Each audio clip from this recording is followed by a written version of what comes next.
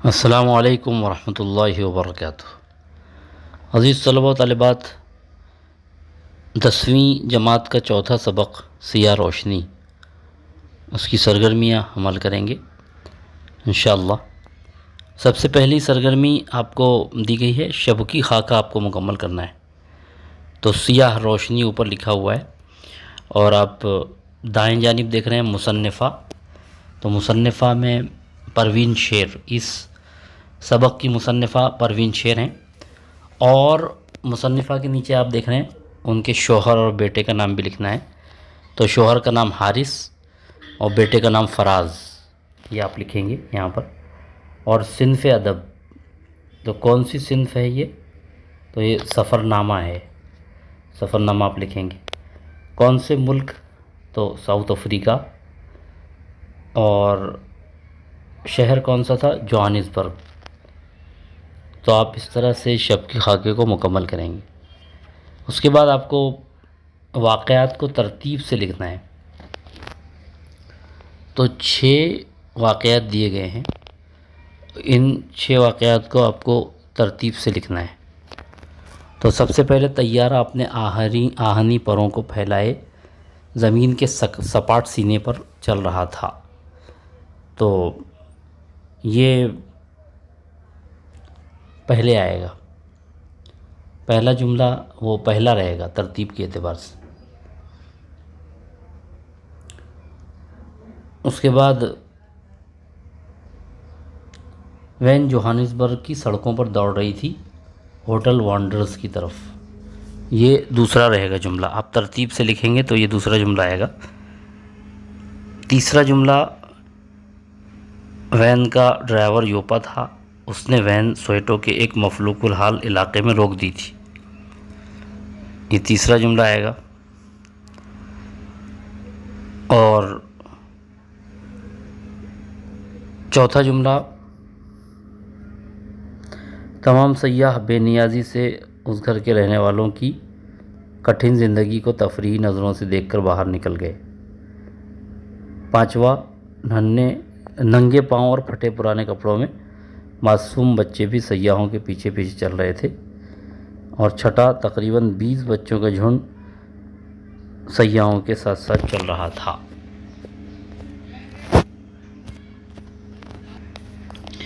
اس کے بعد خط کشیدہ الفاظ کی جگہ سبق میں آئے ہوئے لفظ استعمال کر کے جملے دوبارہ لکھیے۔ دل کی عجیب کیفیت تھی جس کا کوئی نام نہ تھا، حالت کی جگہ کیفیت آئے گا۔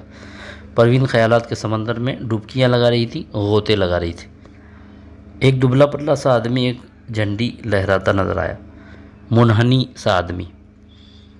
نیو یارک یا شکاگو میں کالے لوگوں کا خوف دل و دماغ پر چھایا ہوا رہتا ہے، یعنی مسلط رہتا ہے۔ اس کے بعد ایک باتھ روم آنگن میں تھا، ایک باتھ روم صحن میں تھا، اس طرح آپ کو مکمل کرنا ہے۔ اب یہاں آپ کو آج زمین کے اس حصے پر قدم رکھنے جا رہی تھی جسے یہ رواں خاکہ کہلاتا ہے، رواں خاکہ آپ کو مکمل کرنا ہے۔ یہ جو چوکونا ہے اس میں آپ کو سبق سے دیکھ کر یہ مکمل کرنا ہے، بہت آسان ہے۔ دیکھا تھا، پڑھی تھی، ماضی تھا، سسک رہی تھی، مسکرا رہی تھی۔ تو دیکھیے یہ جو پورا جملہ ہے یہ پورا آپ کو بس ترتیب سے لکھ دینا ہے، جو الفاظ وہاں نہیں ہیں وہ لکھنا ہے۔ جیسے اس نے صرف تصویروں میں، وہاں دیکھا تھا لکھا ہوا ہے، اس سے پہلے آپ لکھ دیں گے اس نے صرف تصویروں میں۔ اس کے بعد وہاں لکھا ہے پڑھی تھی، تو جہاں کی سچی کہانیاں کتابوں میں، یہاں تک آپ لکھیں گے۔ اور وہاں تھا لکھا ہوا ہے ماضی، جہاں کا ماضی عبرتناک تھا۔ دیکھیے یہاں کیا دیا ہوا ہے، ماضی تھا تو عبرتناک ماضی تھا، جہاں کا ماضی عبرتناک تھا۔ تو ماضی تھا یہاں انہوں نے لکھا ہے تو آپ لکھیں گے کہ عبرتناک ماضی تھا، اس کا جہاں کا عبرتناک ماضی تھا۔ اصل میں یہاں لکھنے میں گڑبڑ ہوئی ہے، وہ صرف تھا آنا چاہیے تھا، تو پورا جملہ اس طرح سے آتا کہ وہاں کا ماضی عبرتناک تھا یا جہاں کا ماضی عبرتناک تھا۔ اب یہاں ماضی تھا اگر لکھا ہوا ہے تو آپ لکھیں گے کہ جہاں کا عبرتناک ماضی تھا، ماضی تھا تو آخر میں لکھا ہوا ہے۔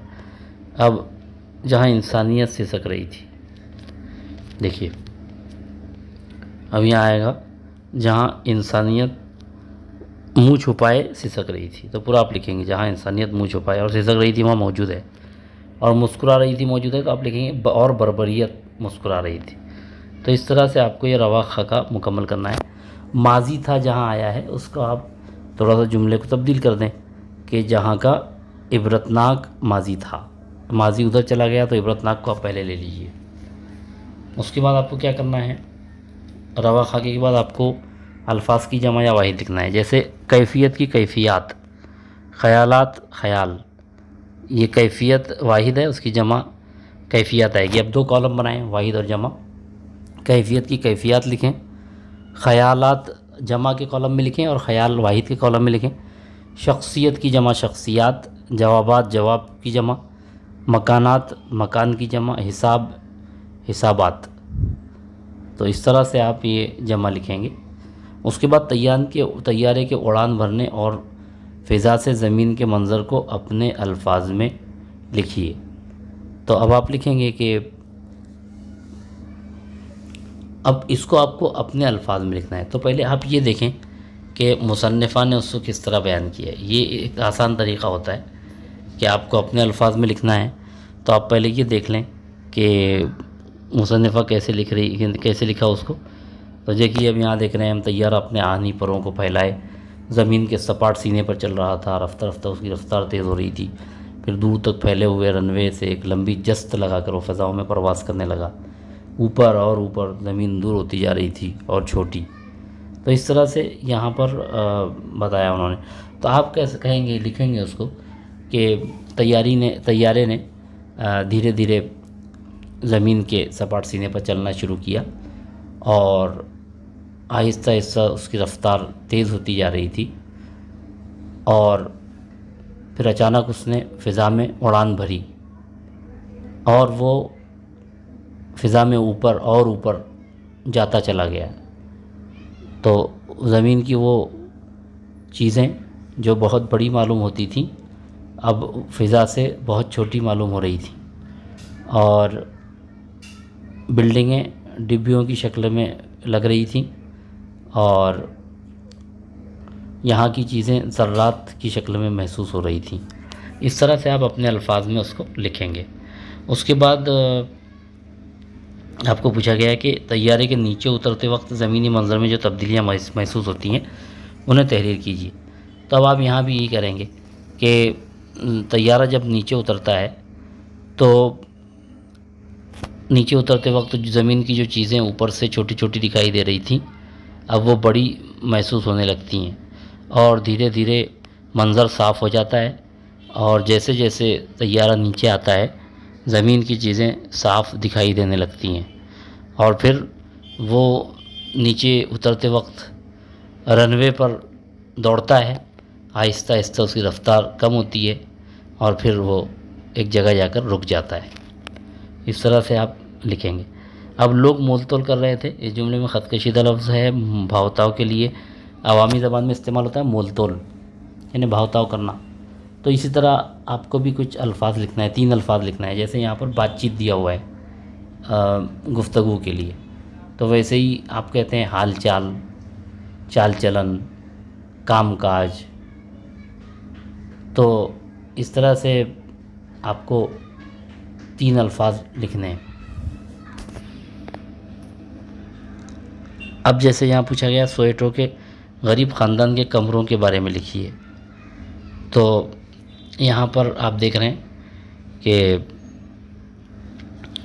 غریب خاندان کے کمرے کے 2 کمرے تھے، جس کے در و دیوار بدحال تھے، جس کا رنگ اڑا ہوا تھا، اور کمزور ستونوں پر ٹین کی چھت ٹکی ہوئی تھی۔ ایک باتھ روم صحن میں تھا جسے ہمسائے بھی استعمال کرتے تھے، اور 2 کمروں میں 9 لوگ رہ رہے تھے۔ چھوٹے کمرے میں بستر اور میز کے درمیان چلنے کی بھی جگہ نہیں تھی، اور چھوٹی سی کھڑکی سے بہت کم روشنی آ رہی تھی۔ ایک کمرہ ضعیف باپ کا تھا جو آدھا روشن تھا، اور چھوٹا سا پرانا سا بستر اور چھوٹی سی رنگ اڑی ہوئی میز تھی. اور تو اس طرح سے آپ وہ کمرے کا حال بیان کریں گے. اس کے بعد لڑکی کی بیزاری کی وجہ لکھی ہے. تو لڑکی اگرچہ غریب خاندان سے تعلق رکھتی تھی، لیکن اس کی آنکھوں میں خودداری کی چمک تھی، اور اس کو بالکل اچھا نہیں لگتا تھا کہ اس کے گھر کو سیاح اس طرح سے تفریح کا مرکز بنائیں اور ان کی غربت اور مفلسی اور بدحالی کا مذاق اڑائیں. اور وہ بالکل یہ نہیں چاہتی تھی کہ وہ ان کو کچھ دے کر جائیں جس کی وجہ سے ان کے گھر کا کاروبار چلے. تو وہ خودداری کی وجہ سے وہ بیزار نظر آ رہی تھی. سویٹو سے نکلتے وقت پروین کی کیفیت بیان کیجیے. تو جب وہ سویٹو سے واپس آ رہے تھے تو اس وقت جو پروین کی کیفیت تھی اس کے بارے میں آپ کو لکھنا ہے. تو آپ لکھیں گے کہ پروین کی آنکھیں فراز کی نرمی، رحم دلی اور انسانیت دیکھ کر نم ہو گئی تھیں. اور وارث، تو میں نے وہاں پر شوہر کی جگہ حارث میں نے کہہ دیا تھا، وہاں پر آپ کو وارث لکھنا ہے، وارث. تو وارث اپنے بیٹے کو وہ بھی فخر سے دیکھ رہے تھے، اور پروین اپنے بیٹے کی اس حالت کو دیکھ کر اس کے لبوں پر مسکراہٹ بھی تھی اور پلکیں بھیگی ہوئی تھیں. یعنی رونے اور مسکرانے دو درمیانی کیفیت سے پروین گزر رہی تھی. تو اس طرح سے آپ کو لکھنا ہے. آپ وہاں وارث کر لیں شوہر کی جگہ. اسی طرح سے آپ کو سوال پوچھا گیا کہ اپنے کسی سفر کی رودات ڈائری کی شکل میں تحریر کیجیے. تو اب آپ کو سفر کی رودات جو ہے ڈائری میں نوٹ کرنا ہے، جو بھی آپ کے یادگار سفر ہے تو وہ آپ لکھ سکتے ہیں اس میں. اسی طرح عصبیت، رنگ و نسل کی تفریق جیسے مسائل کی روشنی میں درج ذیل جملے کا استحسان کیجیے. ایک جملہ دیا ہوا ہے، اس میں آپ کی اس کی خوبیاں آپ کو بتانا ہے. تمام انسان بنیادی طور پر یکساں ہیں. کوئی پیدائشی مجرم نہیں ہوتا، قاتل نہیں ہوتا، بلکہ حالات کا شکار ہوتا ہے. تو اس کے بارے میں آپ اس کا لکھیں گے، اس کی وضاحت اس طرح کریں گے کہ تمام انسان بنیادی طور پر یکساں ہیں. یہ جملہ اس بات کو ظاہر کرتا ہے کہ اللہ تعالیٰ نے سب کو آزاد پیدا کیا ہے، اور جو لوگ اپنے آپ کو اعلیٰ اور دوسروں کو کمتر سمجھتے ہیں وہ غلط سمجھتے ہیں. اور رنگ و نسل کی جو تفریق ہے، کالے اور گورے کی یا خاندانوں کی جو تفریق ہے وہ بالکل مناسب نہیں ہے. اللہ تعالیٰ نے تمام انسانوں کو ایک جیسا پیدا کیا ہے، اور کوئی پیدائشی مجرم نہیں ہوتا. جب انسان پیدا ہوتا ہے تو وہ گناہوں سے پاک صاف ہوتا ہے، وہ معصوم ہوتا ہے، لیکن بعد میں اپنے ماحول کی وجہ سے، حالات کی وجہ سے وہ گناہوں میں مبتلا ہو جاتا ہے، وہ مجرم بن جاتا ہے، قاتل بن جاتا ہے.